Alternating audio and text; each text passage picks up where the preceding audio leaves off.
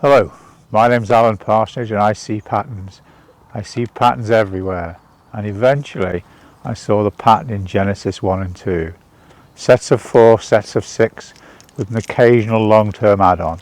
Always the same entities, always in the same order. But here's the thing, if you look at homochirality and compound name etymology, the same pattern is throughout the biochemistry of all life. It's everywhere you look. The same design can only mean the same designer. The end of atheism is here, and a proof of God is also arrived.